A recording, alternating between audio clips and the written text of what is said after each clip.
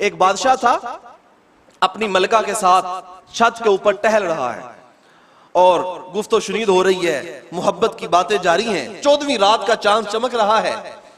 तो बादशाह को अपनी बीवी पे प्यार आया और उसकी नजर चांद पे पड़ी, तो उसने कहा कि अगर चांद तुझसे ज्यादा हसीन है तो तुझे तलाक है। अब उस मलका ने, उस औरत ने पर्दा कर लिया, उसने कहा कि मैं जितनी भी खूबसूरत हूं, चांद से हसीन तो नहीं ना, इसलिए तूने मुझे तलाक दे दी है। तलाक वाक़ हो गई। अब बादशाह बड़ा परेशान हो गया कि मैंने तो अपनी औरत को, अपनी मलका को तलाक दे दी और इससे मोहब्बत भी बड़ी करता हूं। सुबह उलमा को बुला लिया और मजलिस सजा ली, कहा यहां पे आओ और मेरा एक मसला हल करो। मैंने रात अपनी बीवी को कहा है कि अगर चांद तुझसे ज्यादा हसीन है तो तुझे तलाक है।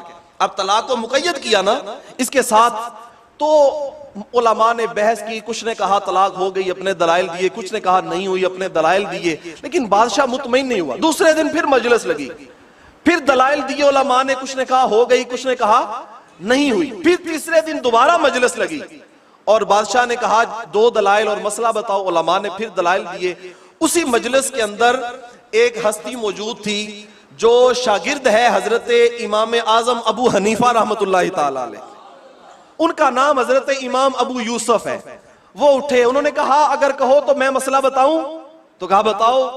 तो खड़े होकर उन्होंने कहा कि अगर मुझसे मसला पूछते हो तो सुनो कि तलाक वाकई नहीं हुई। उन्होंने कहा इसकी क्या दलील है, आप कैसे कह सकते हैं।